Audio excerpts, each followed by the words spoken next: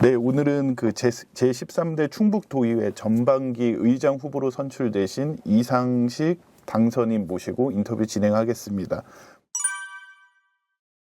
먼저 이상식 당선인께서는 최근 민주당 의장 선출 경선에서 승리하셨는데요. 민주당 의장 후보 선거에서 승리하신 배경을 말씀해 주신다면.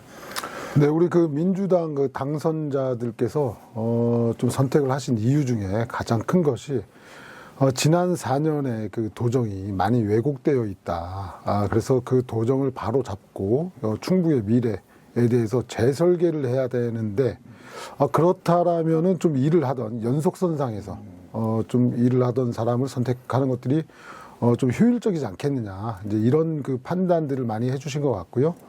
그런 속에서 좀 뭔가 이제 우리 지방의회도 도민들께 희망을 주는 그런 의회로 거듭나야 된다. 이런 바람까지도 같이 좀 포함되었던 거로 이렇게 좀 알고 있습니다.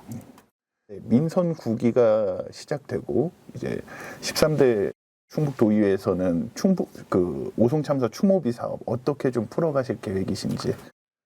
저희 의회도 그 다각적인 좀 그 논의가 있었습니다. 특히 이제 그 초선 의원들 17분이신데요. 민주당만 17분들이 그 생명안전 기본조례 그걸 그 우선적으로 제정하자. 그리고 그 조례에 근거한 우리 추모 조형물 그리고 추모 공간 이런 것들에 대해서 적극 추진하자라는 의견을 전달해 주셨고요. 저 또한도 그런 것들에 대해서 적극 공감하기 때문에 이번에 의회에서는 그 무난하게 저는 그 도지사 당선자께서 약속하신 것들을 동반해서 같이 추진할 것이다. 이렇게 좀 약속을 드릴 수 있을 것 같습니다.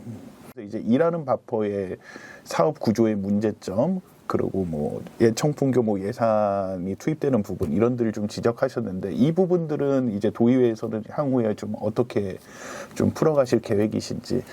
네, 그 집행부하고도 많이 상의하고 저희가 그 이번 의회는 조정과 중재 역할을 좀 강화하겠다라는 것들이 있습니다. 그렇기 때문에 일하는 바퍼는 솔직히 그 저도 개인적으로는 그 사업 취지에 대해서는 공감합니다.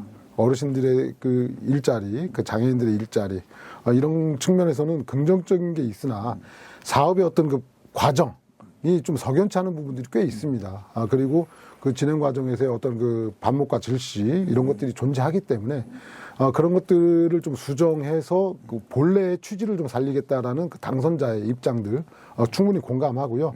그 과정에서의 어떤 방법적인 고민들 좀 의회가 함께 하겠다 이런 말씀 드리겠습니다. 그리고 청풍교 같은 경우에는 사실 그게 이제 그 지금 사업이 진행 중인 사업인데 그 처음에 말도 많고 탈도 많았습니다. 철거하는 것들이 낫다.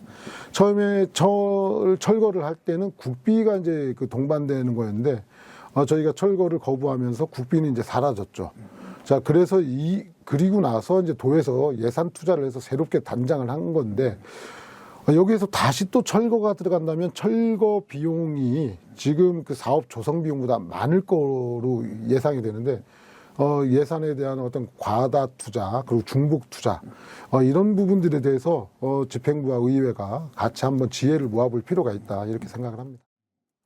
그 민주당 소속 지사가 나올 때는 민주당이 도의회에 다수가 되고 이러면서 이제 그 비판의 기능이 좀 약화된다. 그래서 지사가 하겠다 그러면 모두 동의한다. 이런 비판들이 좀 있습니다. 이 부분에 대해서 좀 어떤 계획을 갖고 계신지 독립성 확보를 위해서 어떻게 좀 의회를 이끌어 나갈지. 저는 그 의견에 대해서는 뭐 이제 기우라고 생각하고요. 그 당선자로서의 의회에 들어와서 일을 할 때는 당이 우선이 아니다. 그때는 도민이 우선이다라는 것이고요. 그런 것들을 우리 뭐 여야를 떠나서 모든 의원들의 그 가슴속에 그런 것들이 깊이 새겨져 있을 거라 저는 믿고 있고요. 그리고 또 하나는 저희 의회가 집행부에 대한 그 견제와 감시 기능 이게 그 제1차적인 기능이죠.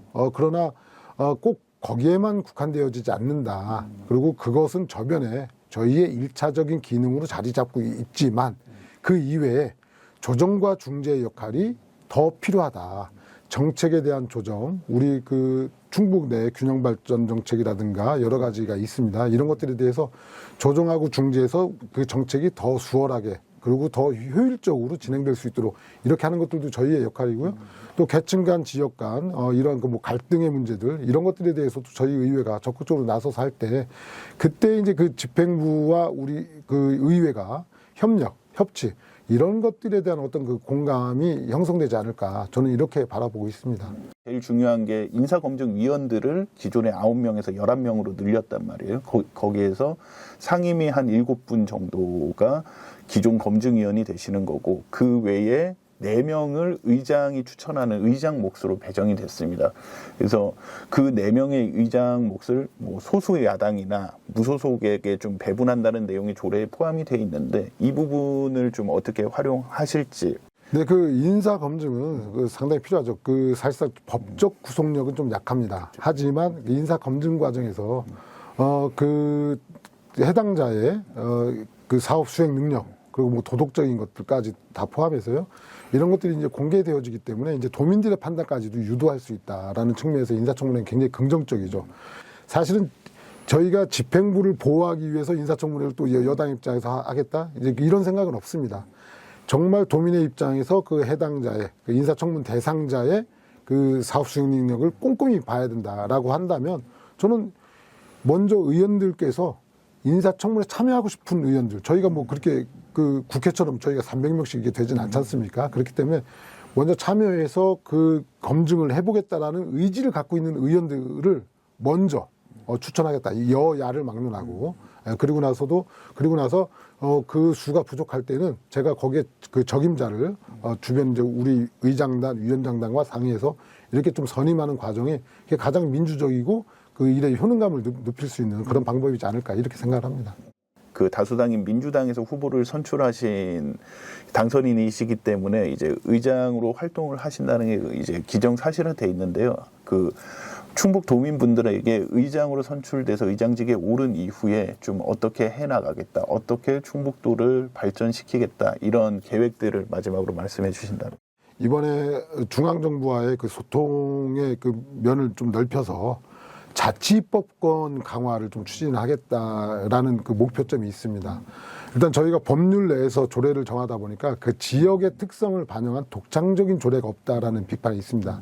그러나 이것이 의회가 그 태만해서 그런 것들이 아니라 사실은 법적 제약이 있기 때문에 그랬습니다. 그렇기 때문에 그 법적 제약을 최대한 좀 그 풀고자 하는 그 노력을 하겠다.